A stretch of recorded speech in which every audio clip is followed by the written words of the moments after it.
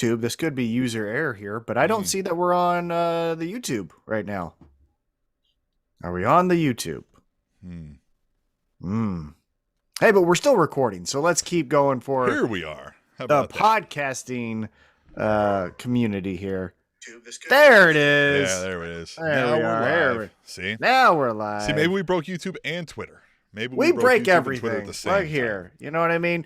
We break you through the Spanish announce table. That's what you can expect on this podcast after 8 long years of talking about grown men and women in their underwear play fighting. That's what you get. And Tim, I tell you what, it was a great week of pro wrestling. Right here, jam, you know what I mean? Episode. We break you through Dynamite. The Spanish announce. You also table. Have that's what you can expect. A very exciting and interesting pay-per-view from GCW, the world of GCW. And I tell you what, it should be very, very interesting. What do you think? I'm very excited about the GCW pay-per-view coming up. Those are always a treat, right? There's no other way I can describe it, right? A treat only a seasoned pro wrestling fan can enjoy. I'm excited about all the pro wrestling that happened this week, though, and that we get to talk about it. And I think we're actually back up on Twitter now, too, Tom. Hey, there it is. Looks like we're going. And so that's headed. So forgive me, stumbling a little bit as we're trying to figure out.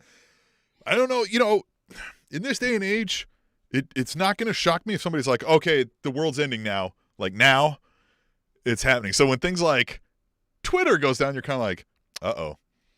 Right? Are we going to be hearing sirens soon? So you got to be a little alert these days. You know what I mean? It's 2022. Keep your head on a swivel. And anyway, let's just get into it, Tom. You ready for this, man? This wonderful world of pro wrestling, everything that it had to bring us. We're going to dive into it. We encourage everybody to use hashtag tweet the table. Right there. Tell us what you want to talk about, and we're going to get to those. We're going to read those tweets later in this show. But first, Tom, we got to keep people up to speed. Got to get them what's going on in the world, the news of pro wrestling. You got to give the people what they need. You got to give the people what they need, and what they need is the mother-loving news. Tom, are you ready? I am. Xavier Woods announced he will miss 4 to 6 weeks of in-ring action after tearing a calf muscle during a recent SmackDown match with the Usos. This timeline would mean Woods would not appear at WWE's Royal Rumble. Yikes! He tore the Spanish calf announce muscle? table. Wow! He tore something in the calf. Still, I mean, I forget what I didn't write that part down. But still, I mean, you know how much you use your calf in walking? Yeah. Like, oh, yeah. That's going to affect your ankle, your knee, your foot, probably up into your hip because you're going to have to overcompensate once you recover from the injury. And then didn't he already have an ACL tear or something like that? I thought he had another lower leg injury before. So, gee, many freaking Christmas. That stinks for him. We'll see what happens when he comes back, but at least now we know that we won't be getting the Usos versus the New Day. Yeah,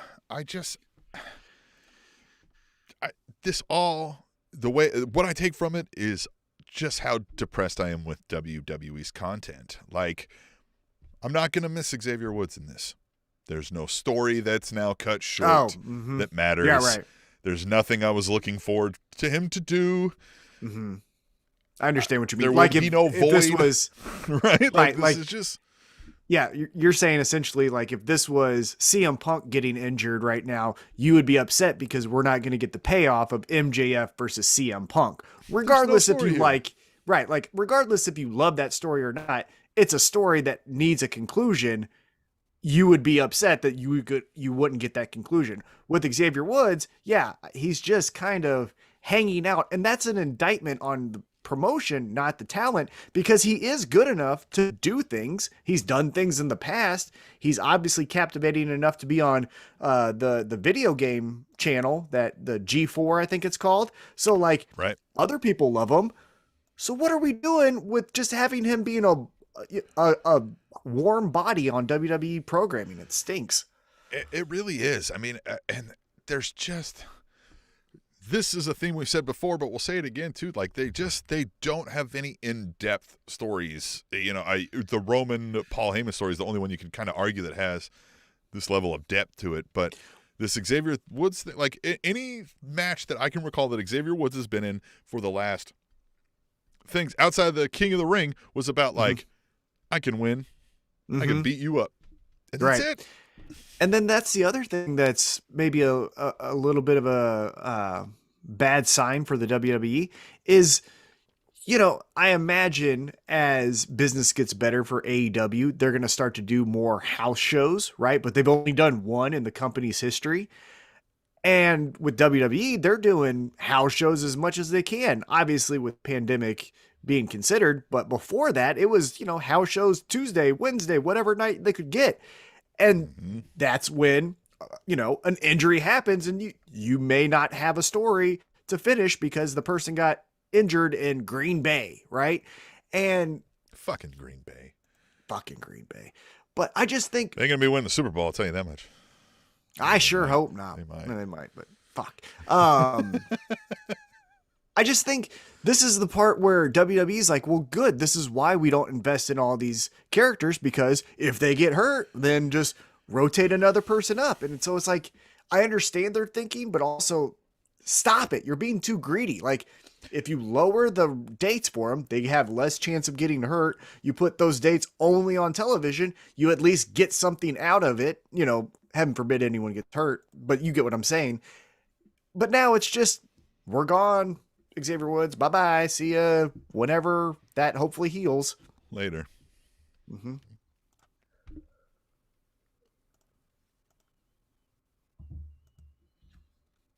Anyway, let's move on to the next thing here. Why is this not?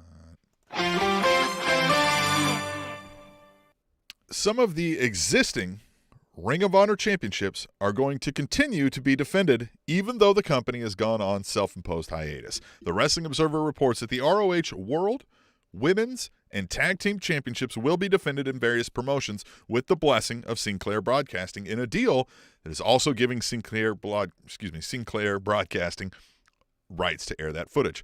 The television, Pure, and Trios Championships, however, will be retired. And you know what? Good, because I think one of the worst things you can have in a promotion is just, hey, another feud over a title. Like, why would you want the Pure Championship over the World Heavyweight Championship, right? Like, and again, you can tell me ROH diehards of what the difference is and all that stuff, but like, to an outsider, that makes no sense. So, and you know what? Focus in because on, you know, the peanut butter and jelly of your promotion here, and that's men, women, tag team. And that's all you need to start. And so I like that. And again, as we get a more robust schedule and talent roster, maybe then those titles come back. But for right now, yeah, right there. And you were speaking about how they're going to be defended in other promotions, and we're talking about GCW. We'll talk about it here in a little bit, but on GCW's Hammerstein Ballroom pay-per-view this Sunday night, it's going to be ROH champion Jonathan Gresham taking on Blake Christensen. So there you go. You got even a little bit more spice to the GCW with ROH continuing their stuff. So good for them. That one. Yeah, you know, and I think it's ROH, we still don't know what's in the future, happen. If there is a future. However, you know, these titles, I think, can mean something if there is going to be an ROH continuing, if it's in another form. But if it's in another form, yeah, the odds are it probably doesn't need 6 titles. So, yeah. What do you think with this idea that it's going to be defended on other promotions, pay-per-views, or just, you know, television properties? Nowhere else. You know? But what do you think about the Spanish ROH announce going table? The NWA route? And remember, NWA did their heavyweight championship on the All In pay-per-view, and Cody won the title, and then Cody dropped it back to Nick Aldis, you know, a month later or whatever it was. You think we see a Jonathan Gresham versus Bryan Danielson? Bryan Danielson becomes your ROH champion, then he goes on ROH programming and drops it to, you know, whoever it is, right? You think that may happen? Possibly. I mean, who knows? Everything's up for grabs with these ROH titles. I don't know. We shall see. Somebody might dump it in a trash can. Nah, nobody would ever do that. No, that'd be weird. That would be a weird idea. Who would do that? Yeah, let's do that.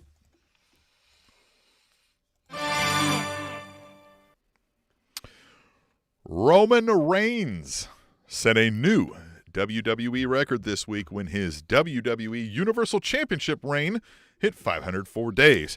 and counting. The previous record holder at 503 days was CM Punk. Brock Lesnar. Universal Champion. Oh, yeah. Universal. Mm-hmm. Okay, I got you. Yeah, well, that made sense. I'm sorry. I thought we were just talking like WWE Championships. But I think that reign's even longer than the CM Punk one was. Wasn't that like 400 some days? That's something. It, yeah. I think? Yeah. Yeah. Mm-hmm. That's interesting. And that is. Well, here's the thing. It's cool to then later look back and say, like, look at that dominant reign and then that established superstar, right? Like, that was the era of Roman Reigns, right? When we get into 2025, if the world's still around then, and we look back at 2020 to 2022, we're going to be like, that was Roman Reigns' era, right? So, yes, in the future, that's going to be cool. But right now, I don't know. Yeah. I'm kind of tired of it. Like, I need a second chapter. Right? We did the fun stuff with the family. Now we're kind of doing the stuff with Paul Heyman, but I need spice it up a little bit, man. You know? Come on. Mm-hmm. Yeah. Let's move on.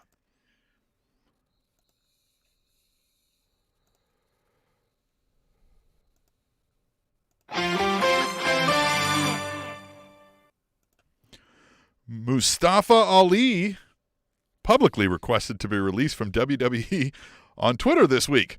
Fightful reports that WWE have since spoken with Ali and informed him that his request will not be granted. No official statements have been given at this time. How? What are we doing? Yeah. What are we doing? I do not understand. We publicly have someone stating, I would rather not be here. And of all the people, the Iconics, Bray Wyatt, Samoa Joe, William Regal, Braun Strowman, that most likely would have stayed, right? They were like, well, I like being here. Let's keep this going, right? They get let go. He gets right. They get let go, but your guy who hasn't been on television since, I think, before Thanksgiving, I can't even think of it even before then, you got to keep him. We got to keep that guy. Yeah, got to keep Mustafa Ali. But Braun, because I think there's rumors abound that there was a discrepancy over character direction, which of course, if you desire to have any direction over your character in WWE, you're going to have a discrepancy with them over character direction. And so who knows if that's true, but it sounds highly likely, right?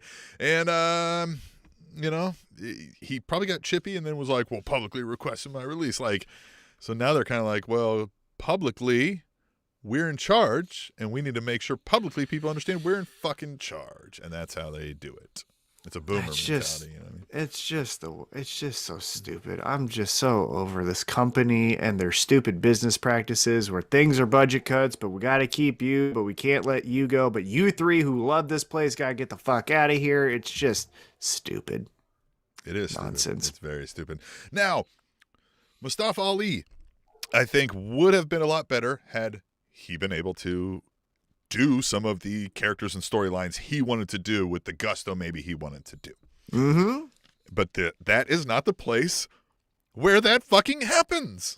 That's just not the place where it fucking happens.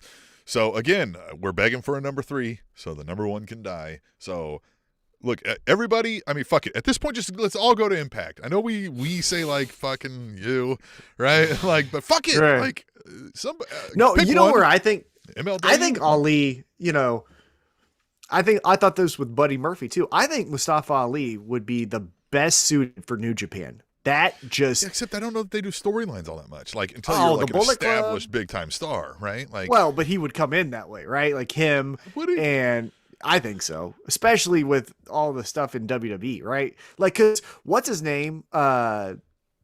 He was a former U.S. champion. He made an appearance on AEW. His name is blanking. He was in NXT. I can't think of his name. Anyhow, he came and he was a big star. He does the GTS. Who am I talking about? You're talking about Rocky Romero? No. Kenta. Kenta, yes. Yeah, I couldn't think of his name. But like Kenta, when he came back, he was right back into the main event. So I think Ali would also be in that same state. Because it's not like they don't need big guys, right? Like they don't need these giant men to be their main eventers. So yeah, I think Mustafa Ali could have his outlet with doing all the fun stuff he wants to do. And then the matches would be incredible with the whole roster over there. All right, we'll see.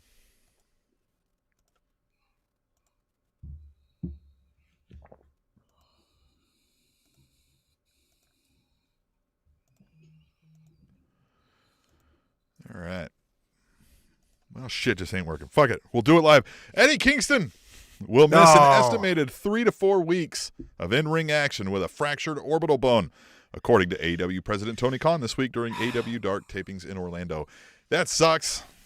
That sucks because he was going to be on GCW this weekend against AJ Gray. Mm-hmm. Man. Yeah, that was going to be good. And on a show that had Jon Moxley and Homicide in the main event.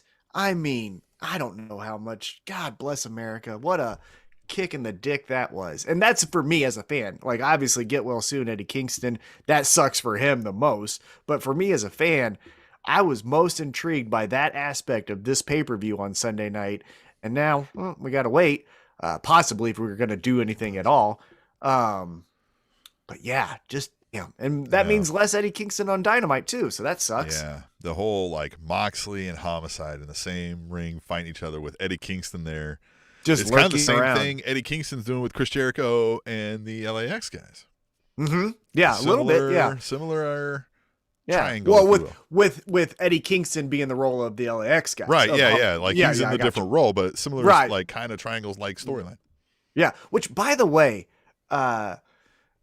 GFY that Jericho's trying to get over. Yeah. Look, he got Demo God over, so I get how he thinks like I can get these initials over too. But nah, that ain't rolling off the tongue, homie. And especially when Jon Moxley's just going to say it, go fuck yourself to start off the episode. When you say the initials, it doesn't look that great. Yeah, it doesn't look that good. I don't know if you're going to get that over. Like your wife got over the barricades at the Capitol. Anyway. Hey, allegedly. I don't even know if that's allegedly.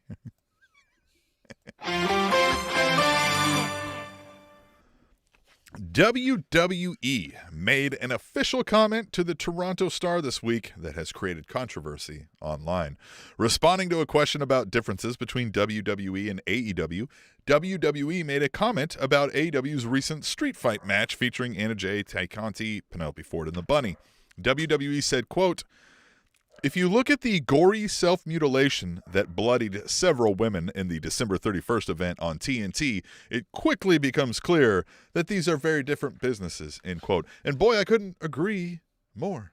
Yeah, I like what I saw from AEW. Two things about that. One, that match was better than anything that WWE's put on since that match. And two, credit to Max Caster for working in that line in his rap in the main event. Which is not easy to work into a rap. No, you know what I mean? That's what I'm saying. Credit to him. ICP probably does it quite a bit, but you know what I mean. Yeah, but Max Caster probably has a different wavelength as far as his rhyming ability goes. So credit to him for working that in. But yeah, I mean, WWE, here's the thing. Let's quickly talk about it real quick.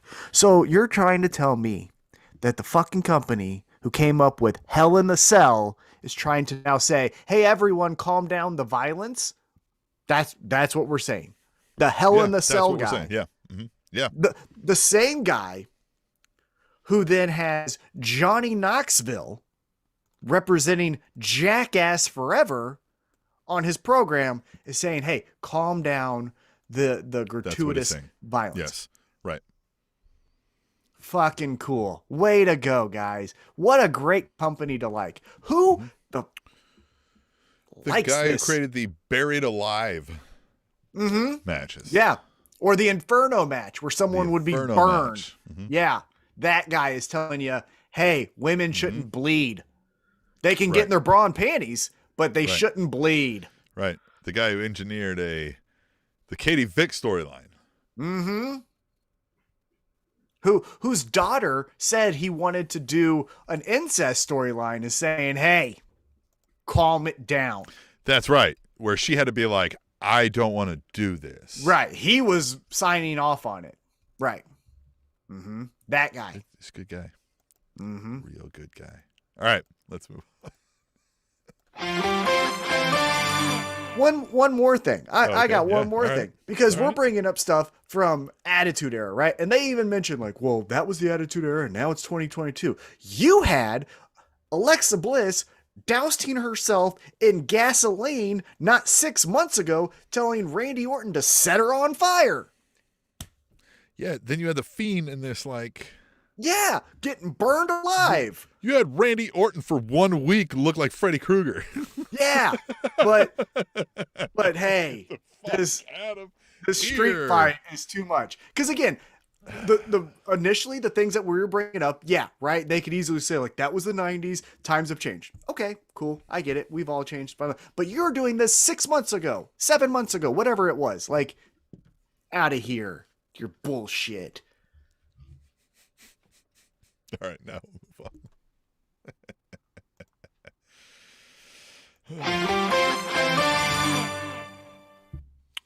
Both WWE Raw and NXT 2.0 will be moved to the Sci-Fi Network for 2 weeks in early February, as the USA Network will instead be airing coverage of the Winter Olympics. And I bring this up, Tom,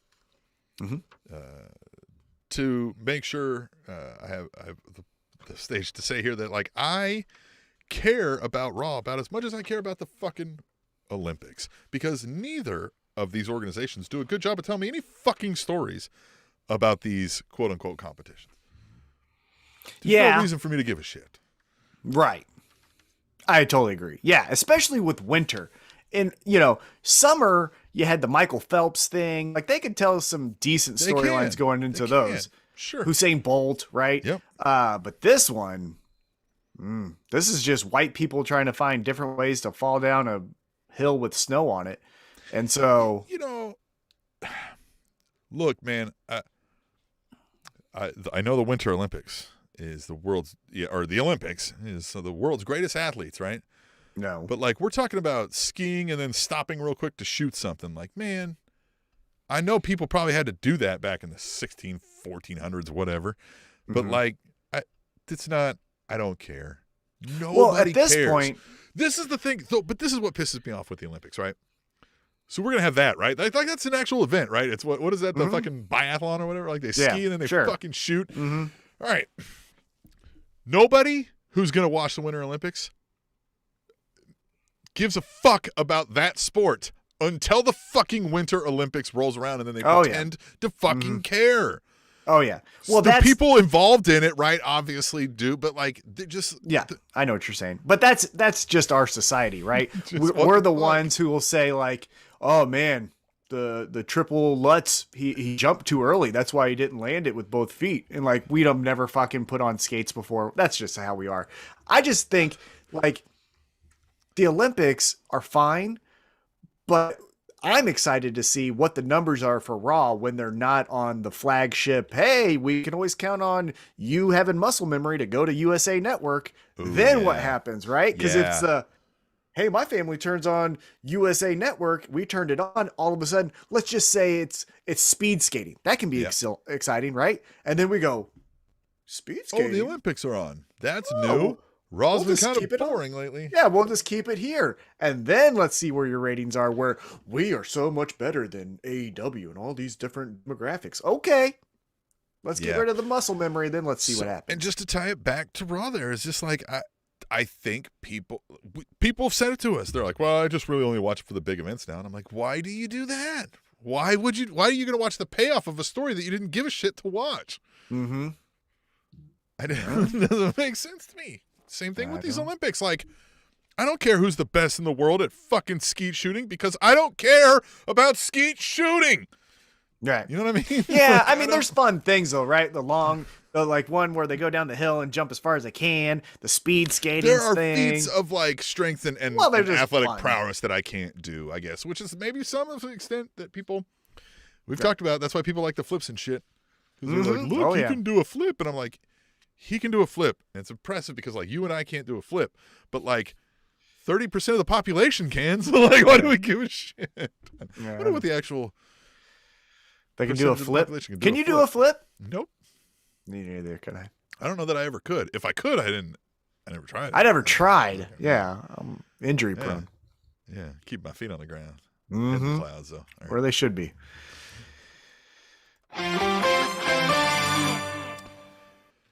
WWE filed and then abandoned an official trademark filing for the performance name of Gunther Stark that would be given to NXT superstar Walter. A Twitter post soon surfaced where someone revealed they did a quick Google search of the name Gunther Stark and found that it matched that of a World War II naval officer for the Nazis. WWE abandoned a trademark and have seemingly dwindled down Walter's renaming to simply Gunther or Gunter. I don't know how they're fucking pronouncing it. But first, so many things. One, he didn't need a fucking rename. Is probably, let's start there, the stupidest thing, right? You would have avoided all of this. You're trying too fucking hard to fuck with things and tinker with things. You're micromanaging bullshit that doesn't need to be micromanaged. Walter could have been named whatever the fuck he wanted to when he walked in the door. It's his persona and his character that built him to what we know as Walter. You're erasing all of it. I know, and you may be right, that a lot of people watch SmackDown and watch Raw, don't watch NXT. So they may not know, but they've heard, I'm sure, to some extent, some of them, the name Walter. He's been on SmackDown. Remember with the canceled flight, whatever, Saudi Arabia show? And then he wrestled on SmackDown as part of hey, we got to fill some time here. And so we've seen him. He wrestled Seth Rollins once. And the thing that bothers me is okay, so if people don't, right? If you're well, people watch Raw and SmackDown, they don't watch NXT. You go, so now they're Gunther, and people are I like that Gunther guy. And be man, that was another one of them NXT guys. I'm going to have to go back and watch some NXT. And then they see Walter, so if you're playing to people who you think aren't with it and smart and kind of half think this is real or aren't really paying attention, you know what I mean, verbalizing to themselves that it's not, you're going to confuse them. You're just pissing off the people who are on the understanding, right? This just doesn't make any sense. They want to be Marvel. Marvel wouldn't do this, right? Marvel wouldn't have a secondary comic book line and then be that character kind of works. Let's change some colors, add a fucking face helmet, and then change his fucking name. And bring him into this other comic book series. It's just dumb. It feels as if. But we haven't even touched the name. Right. But even before the name, it feels as if WWE looks at a house that needs rehab, right? And they see broken windows and a door that's falling down and a roof that needs to be repaired and, carpet that needs to be pulled up, and they go, you know what would be great for this house? Let's repaint it right now. It's do you not see all the fucking things else that you have to do with your product? And that's what you have, the perfect pro wrestler, in my opinion, the perfect heel pro wrestler. He's not outwardly buff, so you don't really want to look like him, right? But he's strong and mean enough to beat the fuck out of any guy, Roman Reigns, Brock Lesnar, to Rey Mysterio and anything else, all between. And you have his entrance where he is the A in his name, Walter, right? You had the fucking music, you have Imperium, you have all of it. It's perfect. And you go, nah, we gotta Gunther. Yeah. So when they say don't fix what isn't broken, what did you think was wrong with the name Walter? The only thing I can think is he brought that name. And he wants to own it. And they, And he said, I'm owning this. And they're well, then we're changing you. But he's right. And that's the thing is, this shit ain't going to work the same. It feels weird to say that, right? A rose is a rose by any other name, but I think this sticks in enough people's minds that it's just not going to get off. You've just passed the uncanny valley thing. I would be shocked if you told me 60% of the people didn't know who the fuck Walter is that are watching SmackDown or Raw, wherever the fuck he shows up. Right. So when you start calling him Gunther, what the fuck ever, it's Jesus Christ, man. And now the name. Two things. You're either so fucking dumb that you haven't learned to Google the names yet, which you really should have learned on your Suicide Squad thing, whatever the the porn name? Submission Squad, whatever the fuck that was. Uh-huh. You didn't learn that lesson then. And then now, so either you're a massive idiot, or two, this was on purpose by somebody who thought they were slick. Right? And so then, like, what the fuck? Like, what, you either have idiots working for you, or you have wannabe Nazis working for you. Maybe both. But, like, yeah, it's probably an idiot pro-Nazi guy who is like, my uncle loved this one guy named Gunther Starks. And doesn't realize what his uncle loved. It was like, oh, shit. I gotta have a conversation with my uncle. I don't know why. Walter, first of all, they love one-named characters. That's what I'm saying. He was the perfect package for WWE. Everything about him was great. Maybe put pants on him. That's the only thing I could think that you would want to change. Because, you know, the whole wearing the underwear thing, I can understand. But, like, other than that, he's the perfect WWE heel. I just don't understand. It's the dumbest thing. Yeah, I really don't get it either. But hey, we'll move on. They're the dumbest. We move on. We will have one last thing here. Sami Zayn re-signed with WWE this week per a report from Fightful. Zayn reportedly expressed desire to remain private about the details of the contract. Yeah, I'm not shocked once we heard his best friend in life re-sign there. And I know, again, I know we don't have any faith in any of the current companies that could become the third, and we don't want any more going to the second. Right. The same dilution problems. But again, this is where I'm saying, fuck it. Let's just all Impact, right? Like, I would have preferred him somewhere else. Now, he provides a bright spot sometimes, though, in an otherwise dull show. Yeah, like if you're going to say, hey, here's the trade-off. WWE's never going to go away. Then at least I would say, well, Kevin Owens and Sami Zayn, if I'm flipping through and I see, hey, up next, Sami Zayn with his conspiracy theory segment, I'm going to go, well, what's that? Let's see it, right? Like, they are bright spots in an otherwise abysmal company. I would say, though, Sami Zayn, Kevin Owens seem like reasonable people. Seem like they have a good head on their shoulders. You see a lot of the things that Sami Zayn does for Syria for Sami, or Sami for Syria, with his mobile clinics and things like that, that you would maybe look at who he's fucking working for and be like, maybe I shouldn't be here, right? We just talked about the Nazi thing, right? So they're either too dumb or they're Nazis. Either way is pretty fucking bad. I don't know. Maybe, like, guys, I get it. Money, it's comfortable. You've been there for years now. I understand. But, come on. I can't really take your whole Martin Luther King quotes, Sami Zayn, that talk about the evil of capitalism, and then you're like, but I'm re-signing with WWE. And I mean, yeah, they were some of the, like, before the crew that I say, like, made AEW, right? Your Kenny Omegas, your Cody Rhodes, your Young Bucks, went and finally were like, we don't need that machine to do what we do. Those were the biggest indie name guys, right? Like, they were the guys doing it without WWE was those two, Generico, right? Yeah. Oh yeah, 100%. You know what I mean? I just feel like. And also so on top of that, like, I know we don't want people in AEW, but, like, I don't mind if they're there and maybe we push some lowers out. You know, right? What I mean? I understand. I just again, and I don't know him. I've never met him.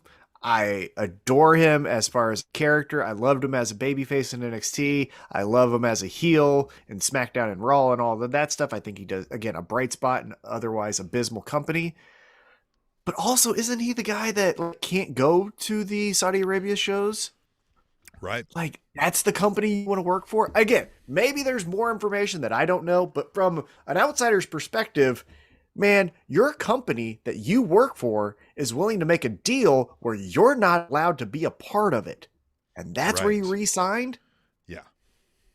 I don't know, man. That's hard. That's hard to be good for you.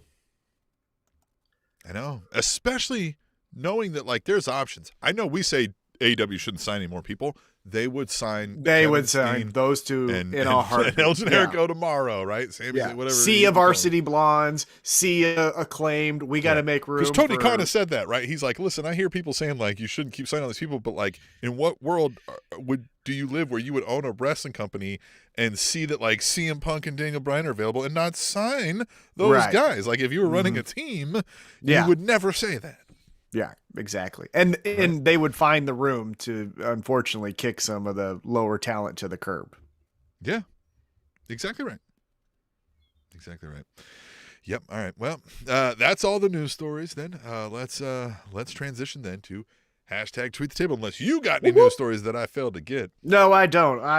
Look, we kind of went down a rabbit hole of suck there for a moment. So let's hear from the fans and get back to Table Nation fun with hashtag tweet the table. Use hashtag tweet the table on Twitter when it's not broken. We broke it earlier, but it's actually up now. We're live on it now. Use hashtag tweet the table. We'll read them live on the show, and we're going to do that right here, kicking it off with one of our longtime fans and listeners and viewers, Katie First Lady. She says, great to have Jon Moxley back.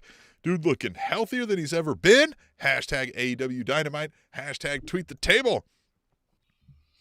Yeah. And he said, fuck you to a guy and told him to get the hell out. As he should. As he fucking should. Can we talk about the guy first off, and then we get into all the awesome promo?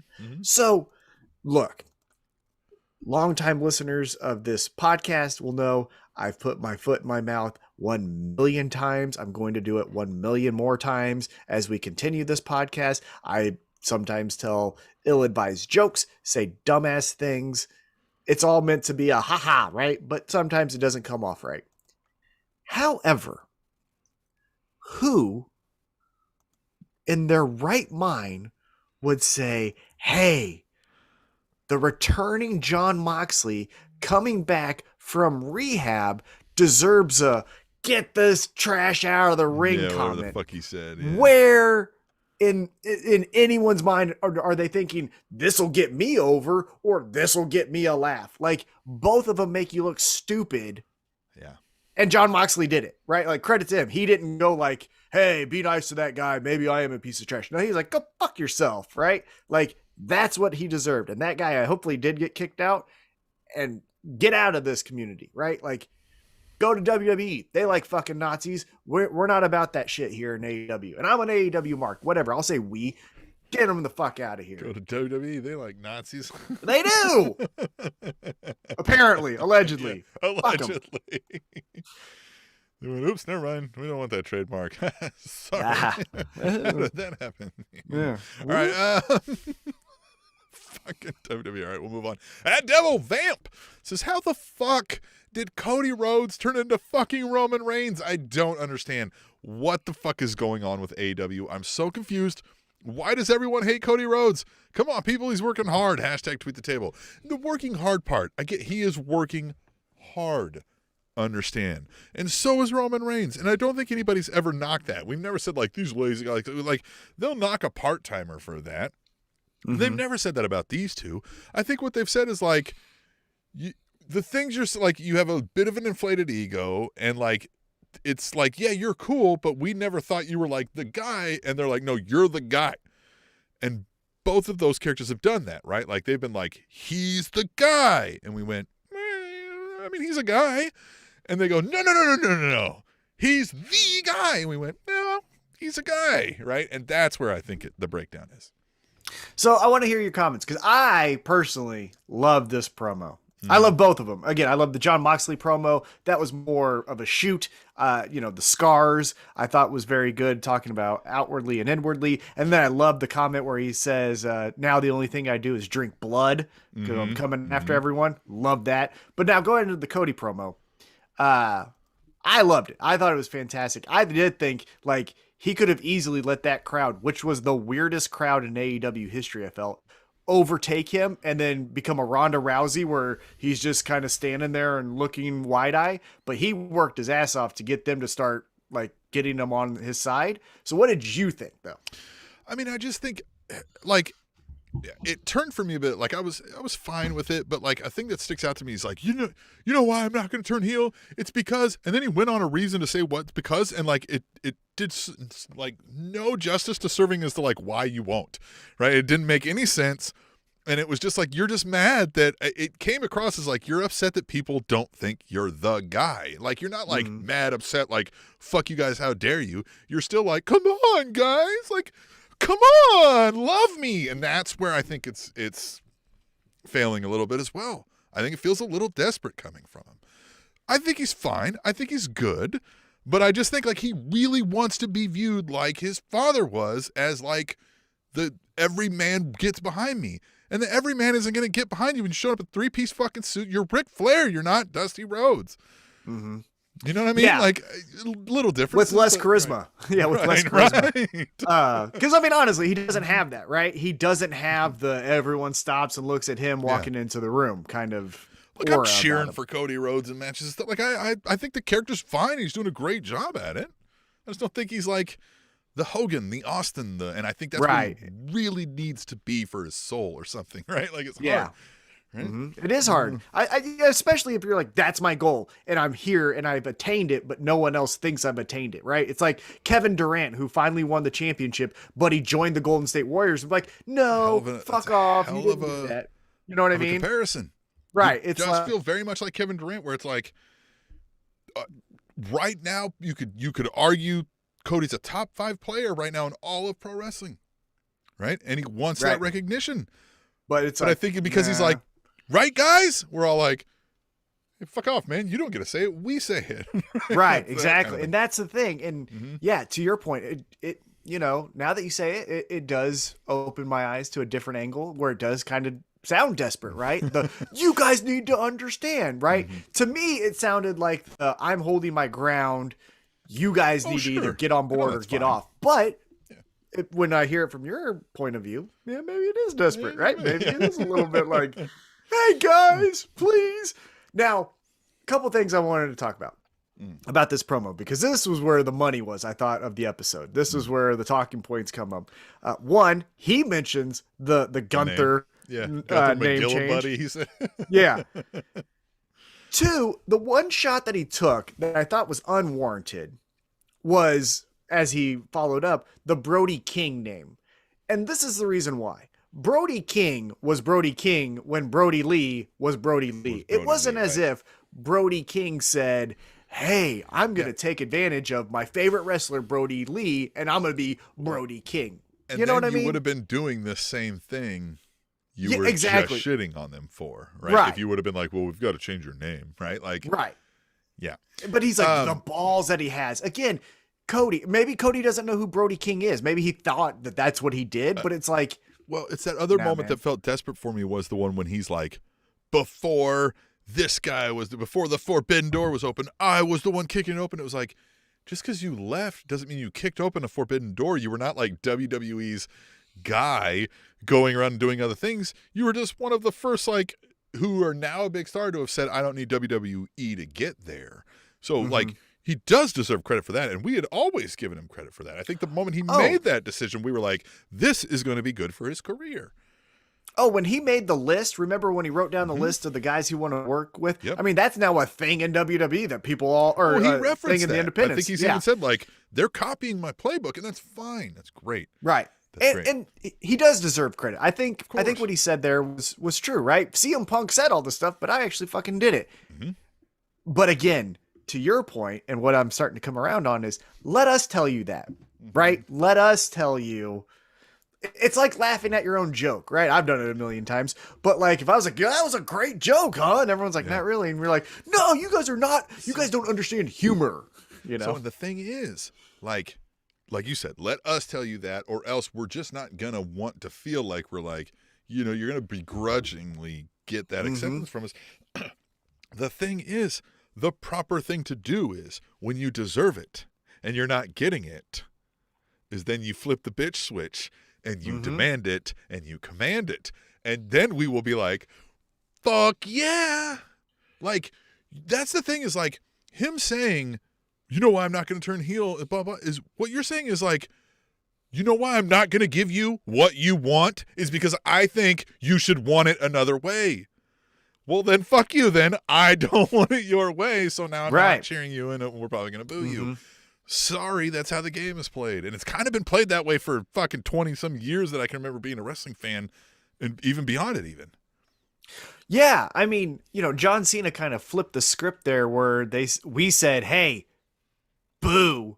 And they go, nah, you mean yay. And then now that's a new thing, right? Now we've just taken that John Cena thing and just ran with it, right? Back in the day when Shawn Michaels would get booed, but he would get cheered, 3 months down the line, DX came about, right? They listened. Now it's the cool thing not to listen, right? And yeah, if we don't like it and you tell us go fuck ourselves, then we're going to say, okay, then I'll turn the channel. But you better lean into that. You better lean into tell me go fuck yourself, right? Well, but if you're just going to continue it, what you're going to get is less people watching, and then you're going to be like, I don't get it. And you're like, you never were self-aware. And so, yeah. But that's what I'm saying. You are saying go fuck yourself. You're just saying it like, go fuck yourself instead of go fuck yourself, and that's what we would like. And then we're like, ooh, that's what we would want, right? He's a bad boy, right? And look, that's why I don't want to shit on the guy. I don't want to the guy, like if he were listening right now, and I know he's watching. Him Thanks, and Cutie. Yeah. Fuck. Get the Cutie Marshall on next week. We'll try. Love you, Cutie. Yeah, I don't even know where I was going, but I don't want him to think that we don't like I want to boo him now because like you said, I don't dislike the character and I don't like or don't dislike the promos he's giving, and I can get behind all of it, and it all fits. Like Face is doing all this. It's just it's noticeable that he's really I want you guys to cheer me like I'm Hangman. You will. Perfect. Yeah. I am not at the point. I will cheer him. I think of him as a mid-card guy, even though the TNT Championship he said is a top title. And whatever, I don't know how many times they're going to keep saying that. Nobody thinks that. Everybody thinks it's a second. It's the Intercontinental Championship for them, right? Yeah. But I will cheer him as a mid-card guy, but he wants the cheers of the top guy, and it's just it's not going to happen. And so I'm not of the mindset that I need to boo him because it's cool to boo him. We have made our voices known.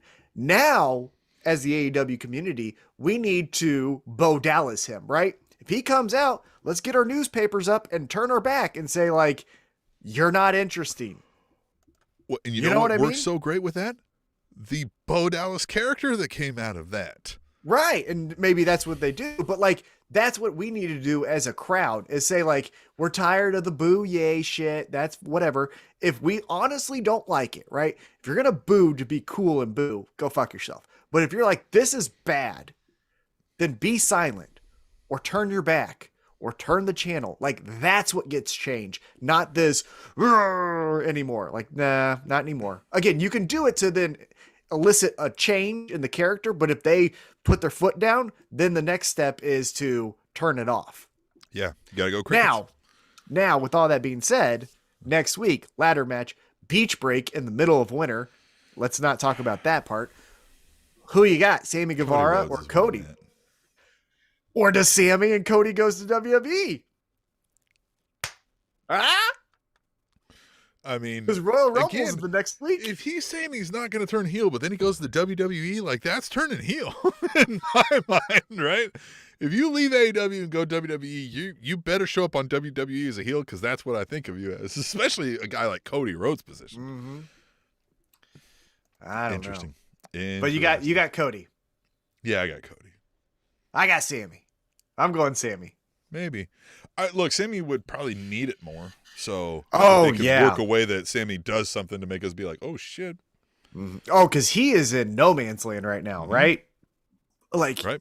The inner circle thing we'll talk about maybe, where they're kind of in turmoil. He's an interim champ, which we've never had in this company. So what does that even mean? If he loses that, what happens? Yeah, he needs this way more. Cody can then use the loss as whatever he wants to do, right? So. Oh, yeah. Especially if he return heel. Use the people laughing at him and stuff. I mean, hey, far be it from decade-long wrestling fans tell you what they like. All right. At Kitty Verse Lady says, Wardlow is going to give MJF the single biggest ass kicking ever. Hashtag AEW Dynamite. Hashtag tweet the table. And man, when that day comes, I don't know if that day's coming yet, but when that day comes, man, God, I feel like they could, right? MJF could sell for this guy and make him look like he's fucking throwing him around the arena in one of the most memorable fashions, I think, that we've ever seen. So AEW has yet, and maybe they have, and I'm not thinking of it, but top of mind, AEW has yet to do a huge swerve, right? It's this, psych.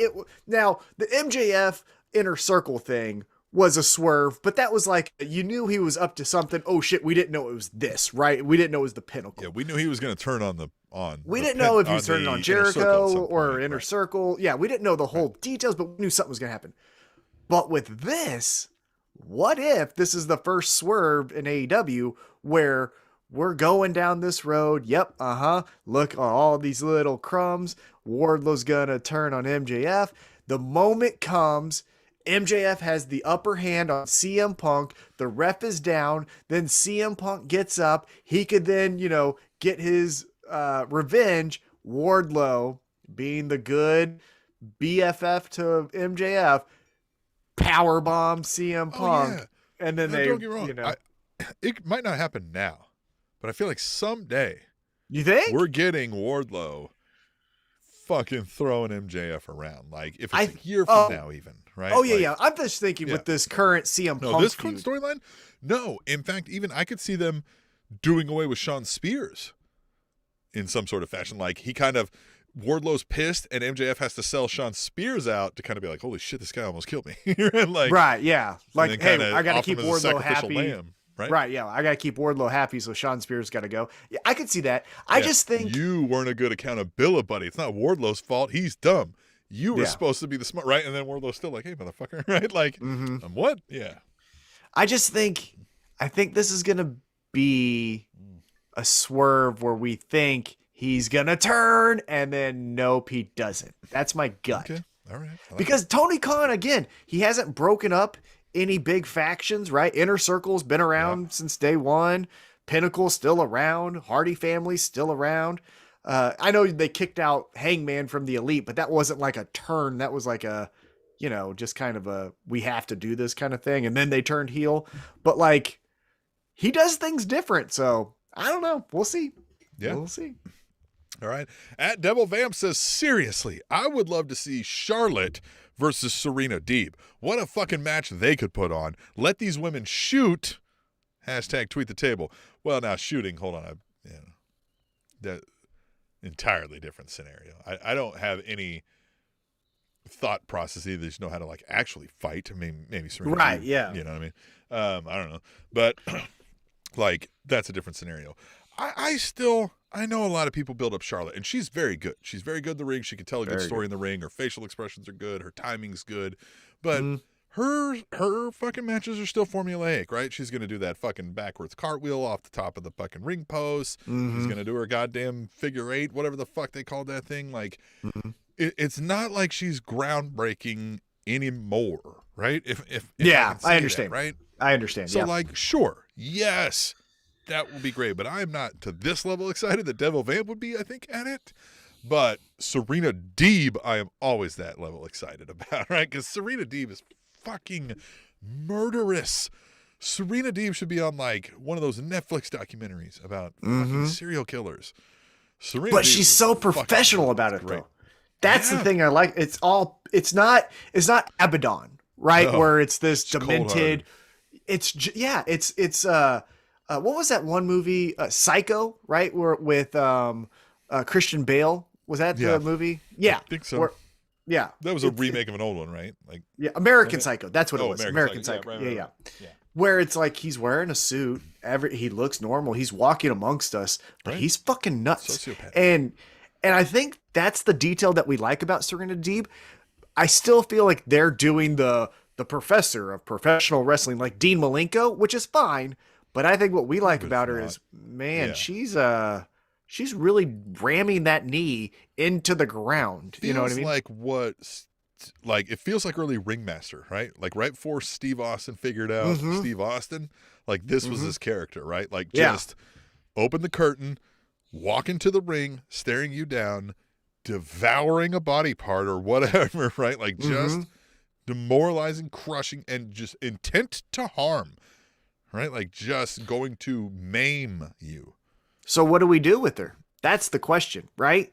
So we have Britt Baker as our women's champion. We have Jade Cargill as a TBS champion. Yeah. People are chanting for her, right? When she beat up Sky Blue last night, there was no Sky Blue chance. It was all Serena Deeb chance. Yeah, the issue is I don't think you can like put her on a hot streak right now for the reason of you have two heel champions, right? Like these prime for faces to be on a hot streak. It kind of lends to what you're saying. Like you kind of need one of each, if at all possible. I mean, you can't be too formulaic, right? But I think when you do get a female champion, like she's great as like a challenger that's hard for them to get over, where you're kind of like, ooh, I don't know, right? I think, but I wouldn't mind her having a title run either. You know, what right? I mean? That's what I'm saying. I think you turn her face, keep her the same, and have Britt Baker run for her life, throwing chairs and Jamie and all the people in front of her as this, like, I got to get out of here. And like you said, Serena Deeb is just singular focused. I think the only thing holding you back from that is what is going to put the fire under people to be like, fuck yeah, Serena Deeb, get these people, right? Like, because we like Britt Baker, we like Jamie Hayter, we like, I think this is different if you're going with like Jade Cargill, right? Like one of those where that's the heel.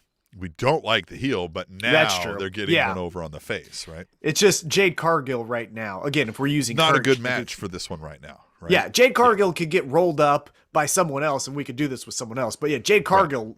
I mean, you put those two girls together, it's like, hey, Serena, you might be a psycho killer. Like a heel that like we're actually not like the whole D&D clan's a cool heel. That's an NWO style heel, right? We need an actual heel for this Deeb character. Penelope Ford. That would be a perfect bunny. That would be a great one. The bunny. Yep. All those. Yep. Perfect. All right. Final tweet the table. This is a reminder. Use hashtag tweet the table. We'll read them just like at Katie First. A lady, she says, I know that Lita said she didn't have a Royal Rumble during her time in the company. What, did she forget that she competed in the first one in 2018? Hashtag SmackDown, hashtag tweet the table. Yeah. Well, they have to conveniently forget that. Or she didn't, and the writer did, and she has to be told what to say. You know what I mean? Well, and just like... What are we doing, Tim? What are we doing with this company? I would like to say that we know that the problem with this storyline is that we know Lita's not going to win the Women's Royal Rumble. But given WWE's track history over recent years, we don't know that. Hey, we got picks in next week. Edge won the Royal Rumble. Right? Mm-hmm. Fucking Triple H won one a few years ago. Yeah, he won the title out of it. Remember? Roman put his title up. That was a cool concept. So, like, Lita could win this if they think, like, that would be a ratings pop. Everybody would be like, Lita's back. Is she? Yeah. Look, there's no Becky Lynch on a hot streak female right now. They had that for a moment in time with Bianca Belair, but then they've kind of shit the bed since she lost the title at SummerSlam. Lita would not shock me. I would not be shocked if that's our winner for 2022. Yikes. Well, I'm sure we'll do picks for that. We don't have to do that now, right? No, next week. Yeah. Fuck. All right.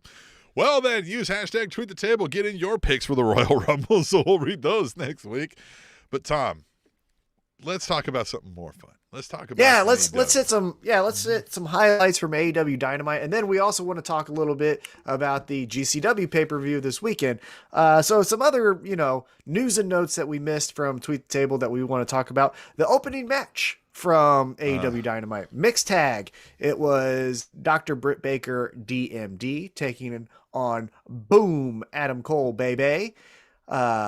those two were taking on. Yeah, we're taking on the Boop Alien, Chris Statlander, and Orange Cassidy. This was a great match, I thought. For a mixed tag, this had all the fun and all the seriousness. It was great. They did again, I think the chemistry's here. Obviously, you have a husband and wife team who are both very seasoned professional wrestlers. Boyfriend, girlfriend, but basically husband. Oh, yeah, they're boyfriend, girlfriend. And then I think Statlander and the OC, I think they've all been working together for a long time now. And so that was great. It was all crafted well, choreographed well, like all the spots. My favorite spot was when he does that, his move, whatever, and then like Orange Cassidy kicks out, and he's like, "What the fuck?" And they're just, and she's looking, and she's like, "What the hell?" Like, I don't know. I don't fucking know. Yeah. He's like, "I don't fucking know." Like, God damn it. What the fuck? Yeah, that was great. I like also the slow kicks that Orange Cassidy does to Britt Baker, where she's like, "Are you fucking serious? This is the thing that we love about this guy." Like, the and again, nature. Like we keep talking about this, like people keep finding a unique way to fuck with him on that, and so she stomps on his fucking foot. I like that. Yeah, she does the stomp of what she does as a finisher.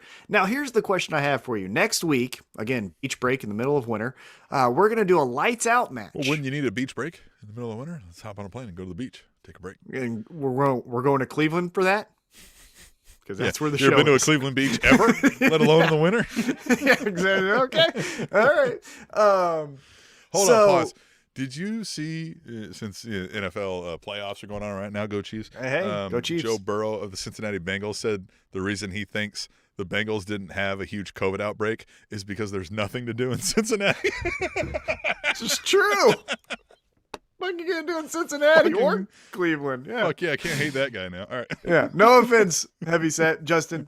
No offense. Well, he's Cleveland, I think. He's a Cleveland guy. He probably hates Cincinnati. Well, yeah. So, yeah, Cincinnati. Oh, fuck Cincinnati, right? But Jon Moxley, we love you. So if you're go watching Chiefs. this. Yeah, go Chiefs. So, yeah, next week, lights out. It's a lights out match, which is a little bit different. But it's going to be Orange Cassidy versus Adam Cole. One, do you think a lights out match is warranted for this feud? And two, who do you got? I don't know that a lights out is warranted for this feud. I don't feel like that it's too there. Early. I know what they did with the Britt Baker went through the table. That pissed off Adam Cole, but you got the win. If they didn't get the win and Britt Baker goes through the table, you and me lights out. Got that. But you keep winning and you keep calling. It's like you're punching down this entire time. And lights out, again, it's too quick on the draw. This is only, you just got mad 10 match seconds before the match ended. And now you're still mad. So, like, we're rolling into, it's still to me like it's way too soon. Like, you should have another match where you're trying to get after him, right? Like a no holds barred or something, right? Like, or steel cage match, right? Give me a steel cage match with him so he can't run. You know what I mean? He can't do a stupid fucking, junk or whatever. And then he finds a way out of that, right? He super cools himself out of the cage somehow. And now Adam Cole is pissed. All right, fuck it, lights out. Because that's the thing is, Adam Cole keeps coming out on top of each of these matches and each of these exchanges. So I don't understand why he keeps wanting to beat him up. If Orange Cassidy made the challenge, I think it would make more sense.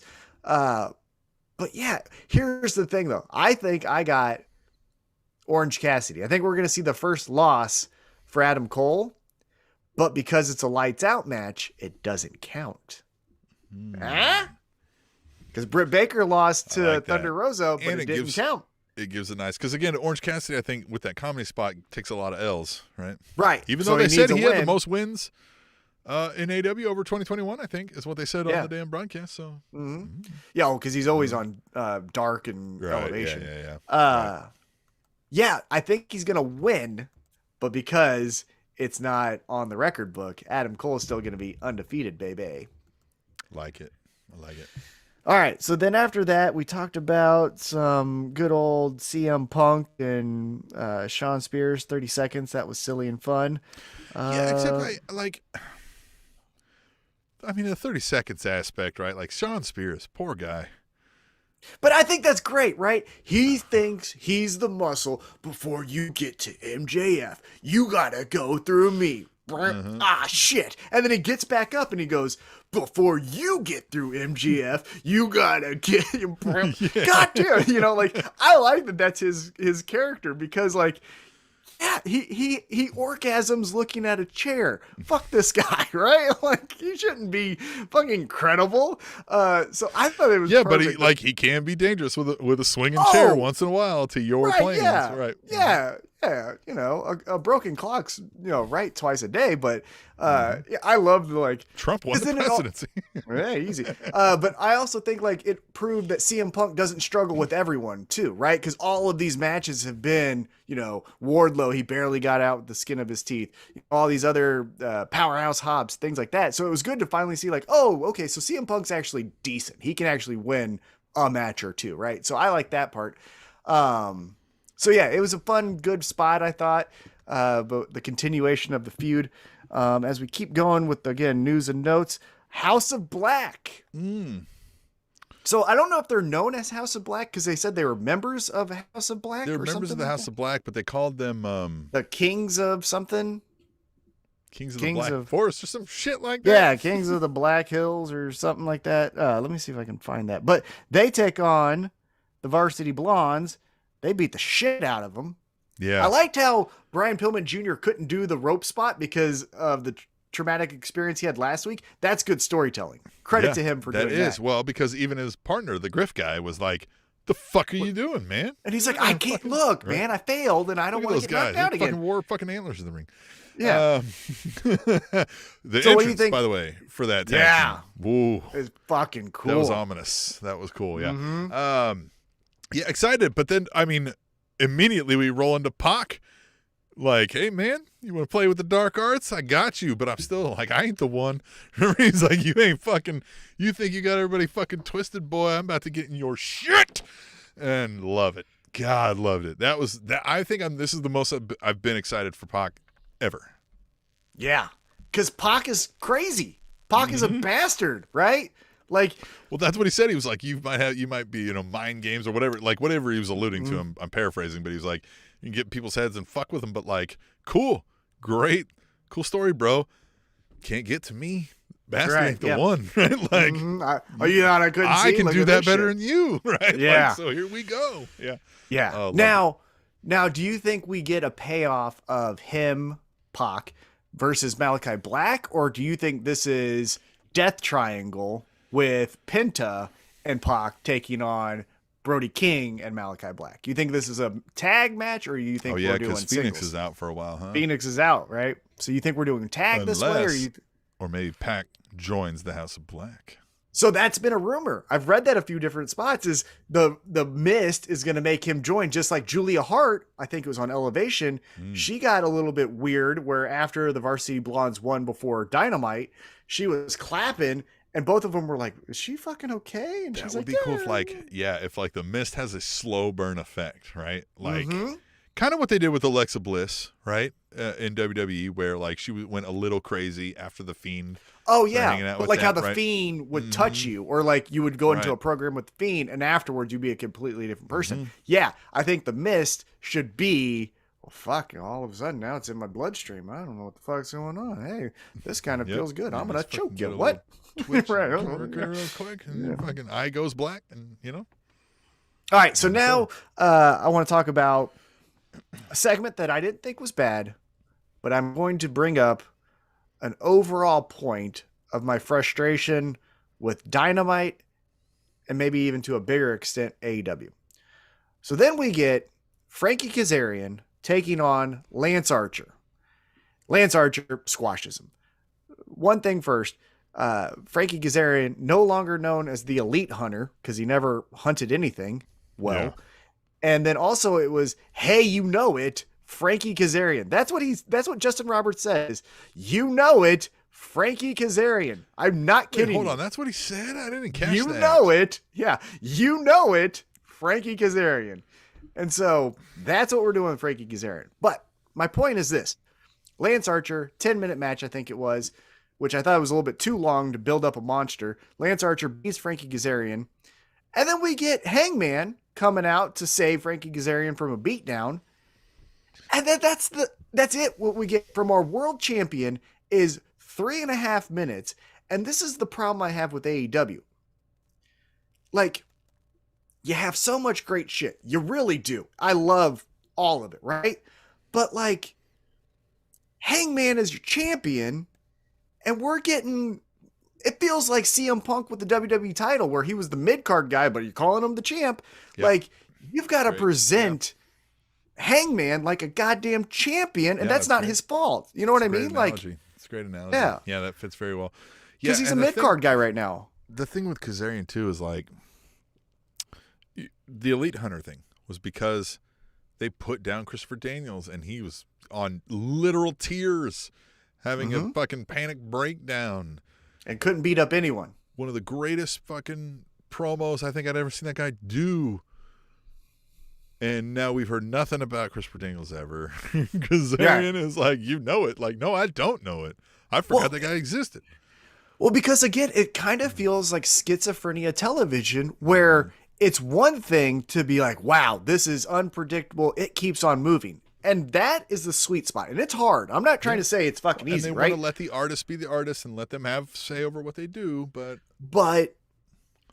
yeah, I mean, yeah, and you only got 2 hours, and my champion, cowboy shit, is getting less time than Chris Jericho? Because come on now. Like, the thing with the Elite Hunter thing, the reason why, like, you have to have some control, right? Like, we want people to do what they want. They say we're not scripting stuff. Okay. But, like, so Frankie Kazarian did this Elite Hunter. It didn't take off. We killed it. We moved on. No harm, no foul. But the next person who wants to do a storyline like that, now we've got to get a little bit more creative and work around so it's not a carbon copy. Whereas we didn't have to do that if you would have just not let Kazarian do that because you knew you weren't going to let. We said this at the time. That storyline needs to be one where somebody goes after like a top dog. It needs to be a prominent storyline or a title storyline, right? Yeah. And that was never going to be with Frankie Kazarian. Everybody knew that. Even Frankie Kazarian knew that. Well, at least he thought he was going to get up to Kenny Omega, but then Kenny Omega would overtake him. You know what I mean? Like, do the storyline. We just kept calling him the thing. And that was it. Yeah. So then we get to the the insert faction name Hunter is a great storyline, but now you kind of Oh, it's perfect. But now you kind of did it. Yeah. And but who's going to do it again? But you didn't do it, right? Yeah. So then we get to the main event, and Sting, Darby Allin versus The Acclaim. I didn't like this. Look, I love Sting. Yeah. I got a Stinger Splash, so you know I loved it. Like out of just a standalone match itself, thought it was great. However, I believe the rankings, The Acclaimed is the #1 contender, or top 5, I think for sure, right? Yeah, I think so. And it doesn't look great when the 62-year-old Sting can go 2-on-1 and hold his own with your #1 ranked tag team, right? So, like, that's not a great move. And again, I kind of felt like we already did this match when Sting and Darby Allin took out the Ass Boys a month ago, right? Like, why are we sacrificing Ass Boys and The Acclaim? We got and an all Ass these Boys segment on Dynamite. And that was good, right? Yeah, I was going to mention that. Yeah. They beat up Christian to get their shot at Jurassic Express. Credit to them. I thought that was a good way. Hey, and you know what? If you even want to just, before the tag team title match, if you just want to do a 6-man tag and throw in Billy Gunn and Christian and just have a little Billy Gunn Christian little spot, wouldn't hate it. But what I'm getting at is, like, I love, again, and Sting did awesome in this match, right? Dove from the fucking announcer's booth to a table. He was, 62 years old. He's bumping like he's 30, right? Yeah. In his 40s. He's bumping like he's in his 40s. Yeah. You know? And it's just like, what are we doing though with our tag team division when it's The Acclaim gets taken out 2-on-1 and then Darby does come in, but like they get taken out. Ass Boys gets taken out. FTR got taken out, right? It's like, at what point are we sacrificing these teams? Yeah. For Sting? We all understood Sting was, we market Sting as a not only top 5 guy, but top 5 of all time. So it would stand to reason, like, even at 60, he can come in and throw some fucking hands around. But, like, not 2-on-1. Not 2-on-1 against all of your top ranked teams. Right. Like, now you've like, that's never believable. Even in the stage where we're like, Tom Brady is you know what I mean, is the best quarterback. But, like, if you put him up against the all-star team defense, he's not going to do so well. Right. And now, Exactly. right? Like, it's just and also, you could do that once a year, right? Sting comes out of the shadows to take on FTR and beats FTR with Darby Allin once a year. But we didn't do this that long ago where he got the pop. Yeah, they don't know what else to do with Sting. That's for sure. And this is a thing where I think, like, when we talk about Sting and high reverence, I think this is something that gets glossed over. Is I don't know that if we say AEW is very talent focused, right? Like, they get to come up with what they're doing. So I don't think Sting brings a whole lot of super ideas to the table that we've ever heard about, right? Like, and then Sting came up with the idea for this faction, right? Like, We'll see. But again, going back to my biggest gripe right now with AEW, we did the Sting thing, but we did it also not too long ago, and we sacrificed our heavyweight champion to get 3 minutes, right? So we did 3 minutes of Hangman, who got a loud-ass pop when he came out, to get a 15-minute Sting match that we already did 2 months prior. And let me float this idea by you, right? Since the start of AEW, they have worked very hard to build Darby Allin into a name and a star and a pillar of AEW. But we've gone a couple years in AEW, and now, I mean, the math may not be this, but I feel like I remember more of Darby Allin as Sting's lackey or son than anything else. Yeah, I mean, right? It wasn't that long ago that he did the good feud with MJF, right? It was him and MJF. They had an amazing match, but MJF won, right? He didn't come out on top. Now, again, he came out because of shenanigans, but a win's a win, right? Yep. And then, it's just... But you're tying Darby Allin to Sting here, and I don't... But what's the story we're telling with Darby, right? What is Sting doing with... Is he teaching him anything? That's where we need to get. Maybe at some point Darby's like, hey, what have I been doing for 2 years now? Or whatever, right? Like, I run around with you and, like, don't get me wrong, you seem like a fine guy. And if we ain't getting me where I need to be. And if we have a stall with Darby Allin, right? He's a ratings pop, but we don't really have anything for him, but we need him and Sting because Sting is also a ratings pop. We need him on our television. Okay, cool. Right? I get it.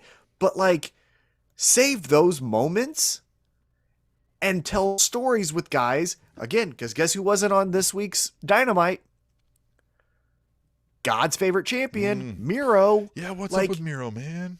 But again, like, you know what I'm saying? Like, this is where we have this schizophrenia fucking storytelling where Miro's mad at God. He's going to take it out on everyone, but then it's been a month.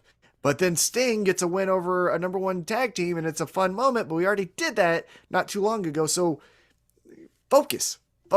This is where, look, I'm telling you, Tony Khan is telling some of the greatest stories in wrestling history. I love that Hangman story, right? I love Eddie Kingston just being allowed to be himself. I love when Eddie Kingston turned babyface and saved Jon Moxley. The expression sucked, but you get what I'm saying.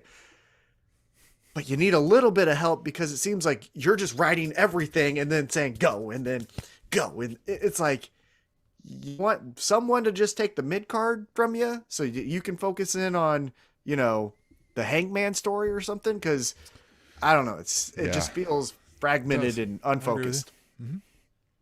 So that was AEW Dynamite. A very fun show as far as a standalone episode that if you just watched it for 2 hours, you're going to have a great time. Here on the podcast, we think of bigger pictures, and obviously we're watching this week over week, so we see it maybe a little bit differently. But again, standalone episode itself, 4 out of 5. Thought it was cool. Oh, yeah. I agree. Yep. But we've got an event coming up this weekend. Ooh. Look, we've talked a few times. We've had on commentator Kevin Gill for GCW, Game Changer Wrestling. Come on. We need you fans to be aware this is a little bit more for the adult-themed crowd, right? There's put the kids to bed. Put the kids to bed. There will be hardcore matches. Woo. But the raw energy and enthusiasm and all sorts of, those sorts of things that come with a performance is there with GCW, the likes of which we haven't seen in a while. And this is, I mean, this has everything that you could need in pro wrestling. You're going to get your comedy spots. You're going to get some pure wrestling with the ROH World Title match. Unpredictable crowd behavior. Yeah, you're going to get your violence. You're going to. And I don't mean unpredictable crowd behavior. I mean bizarrely unpredictable crowd behavior. Yeah, this is going to be incredible. So I just want to hit the highlights because, again, we don't recap GCW week over week, so it would be an insult to act as if we're going to tell you who the mystery person is going to be in the Battle Royal, right? So we don't want to insult GCW. We love GCW. This is a big show, so we want to talk about it. Now, I'm going through the card, and I want to talk to you about the bigger matches, but one name I don't see on here is the heart and soul of GCW.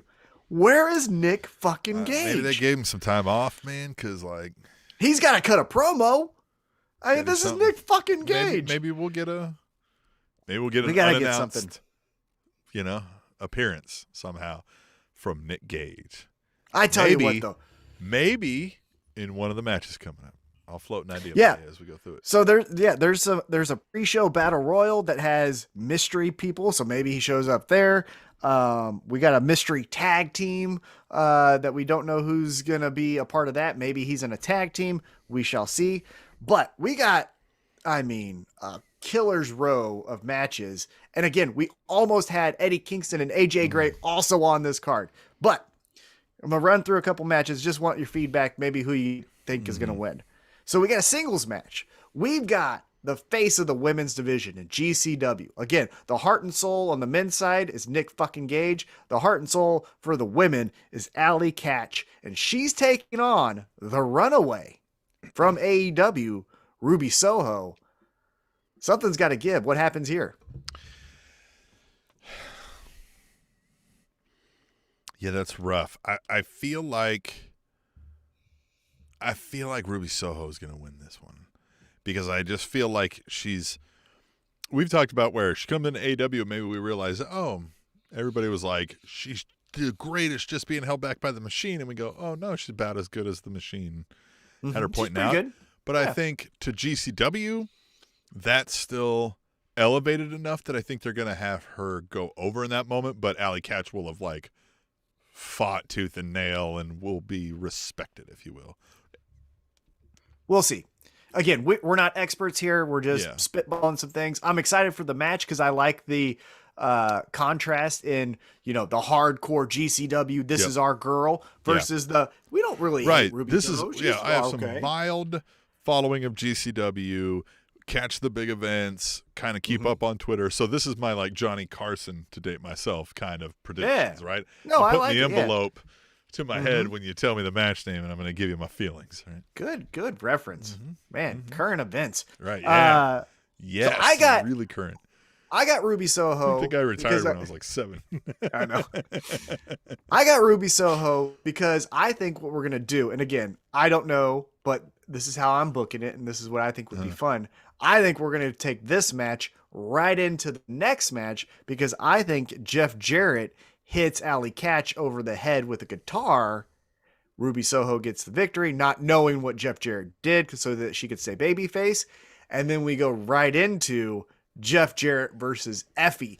In 2020, Tim, which was last year, if I would have asked you in the summer, hey man, in about 6 to 7 months, we're going to talk about GCW, which we're kind of into right now, right? Yeah, it's kind of cool. But we're going to talk about Effie, taking on Jeff Jarrett, and it's going to be fucking cool. At least the story going into it. It's going to be hyped. We're going to be geeked. Look at our smiles right now for a Jeff Jarrett match.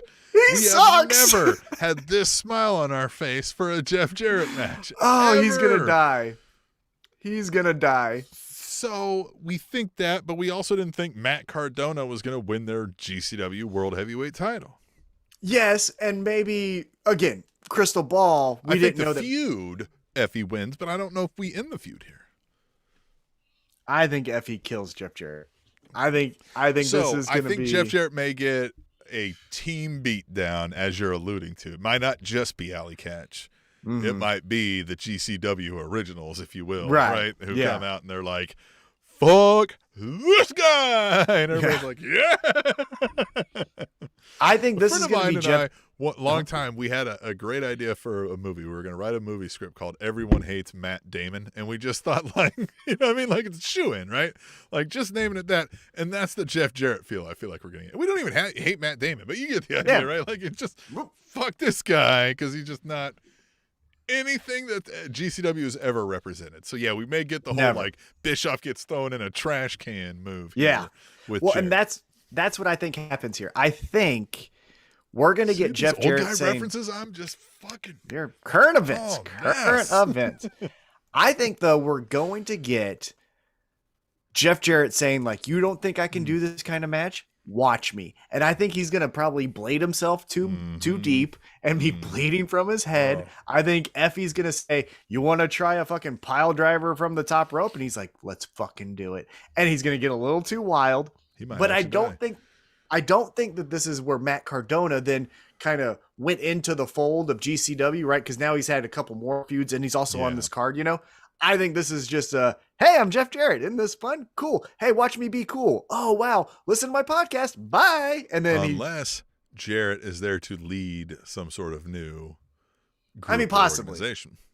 Possibly. But I got Effie. Again, we're going to see what Mance happens. Warner a cowboy guy, or is it? But he's a Second City Crew, and he's a GCW original. You know what I mean? Well, what better heel heat? I know. And they're not on this card, I don't think. I don't see them at least. Perfect. All right, so then let's get into another one here. Matt Cardona. No, get out of here. No. Now, this is where I think we may see Nick Gage. Right? Okay, so this come in and give Matt Cardona the what for to help. Okay, so Matt Cardona versus Joey Janela. Joey Janela playing the whole, hey, Chelsea. Is the ECW title on the line? I don't think so. It just Cardona's now the ECW champion, right? He is. But Joey Janela here has been. Matt Cardona. But Joey Janela has been flirting with the Chelsea Green here, saying, hey, Chelsea, I'll see you later. And, you know, she's getting under her skin. Do we see, because I know they go over to Impact and all this stuff, but do we see Chelsea Green give Matt Cardona the old heave-ho? We just got married? No, he didn't. And I'm with Joey Janela because he's a bad boy. I mean, maybe, but it feels like it would be one too many quick, like, whoopsie, look the other way, here's what we're doing turns, right? Like, I feel like they've done a few of those in rapid succession with, you know what I mean, with Chelsea Green debuting and all those kind of things. It would almost feel a little Russo-esque, if you will.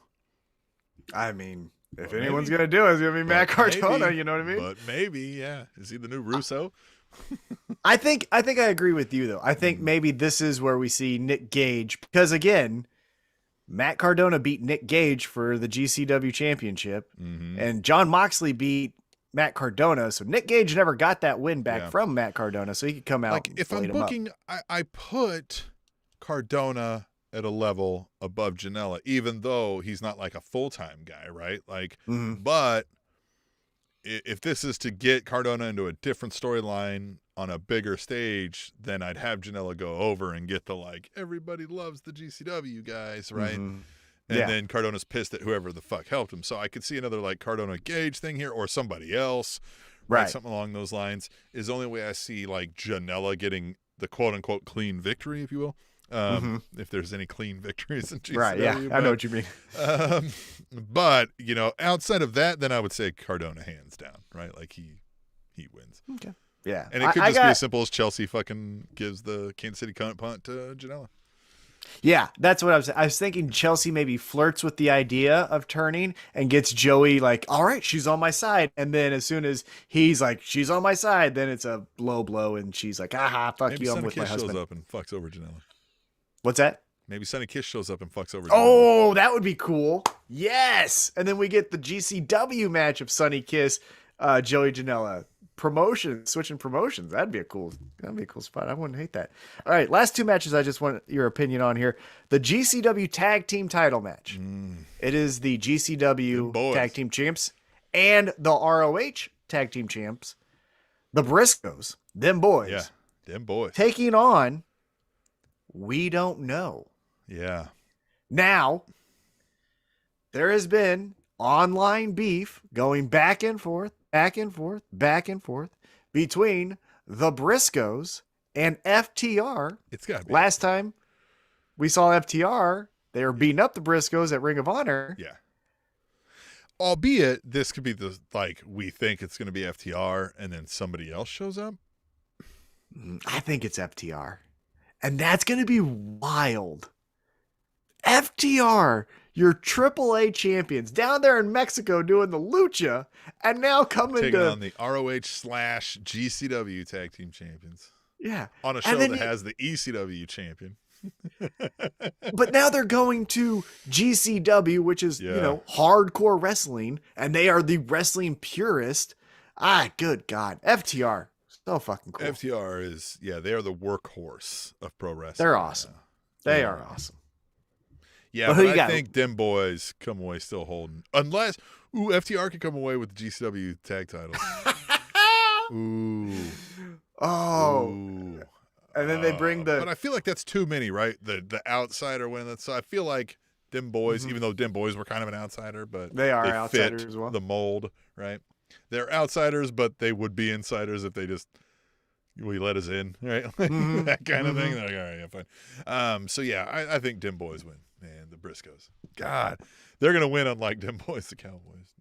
All right, now let's get into the main event here. Again, I think it had some different wrinkles, but now with Eddie Kingston hurt, maybe we go a different avenue. But we got the GCW heavyweight champion returning to action. Champion Jon Moxley taking on in New York the king of indie New York wrestling, Homicide himself. What happens here? Where does the... So weird. I could see either guy being the GCW champion, so that it's not like I can eliminate one because I'm like, they're not going to, they'd put the belt on Homicide. Sure they would. Yeah, in New York, 1,000,000%. Yeah. Moxley's always going to be, he's one of the biggest stars in wrestling, so of course you feel like anytime they have him win and hold the title, it's a no-brainer. And it's a hard decision here. And also, to the point of Homicide winning, we've seen Jon Moxley lose clean to Lance Archer, his New Japan IWGP United States Championship, so why wouldn't he lose the GCW Heavyweight Championship, right? Yeah. And his whole motive... This is where we see Nick Gage. Ooh, yeah. This is where we see Nick Gage.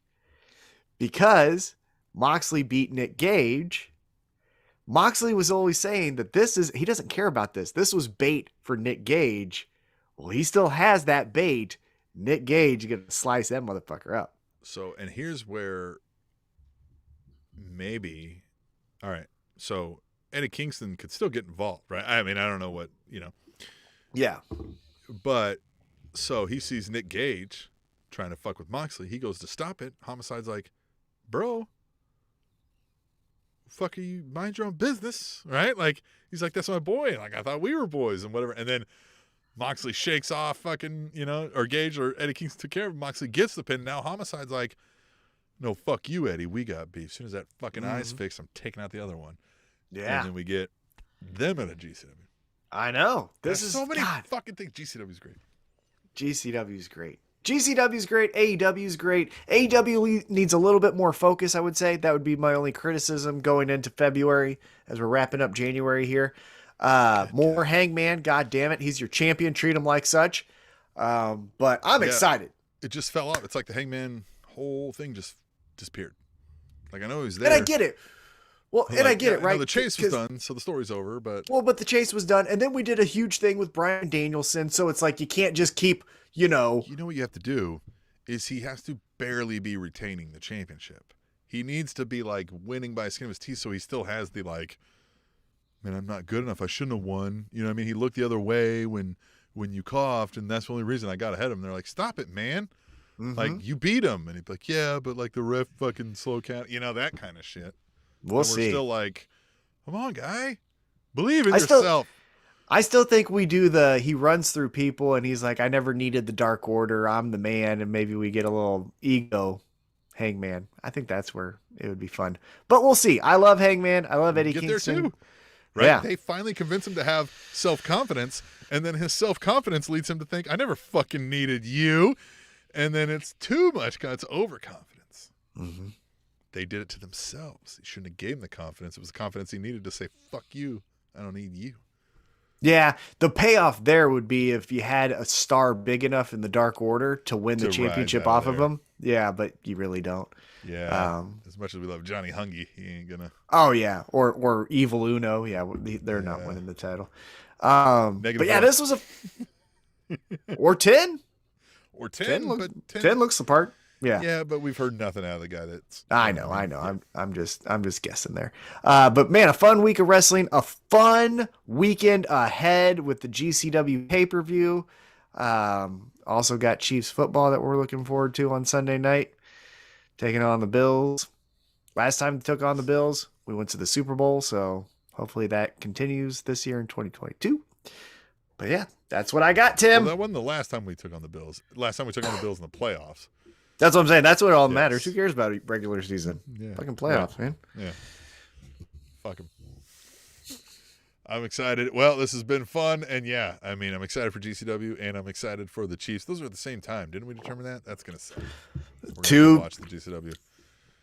2-screen experience. Ooh, I like that. And you can pull up a third one and watch this show right here and use hashtag tweet the table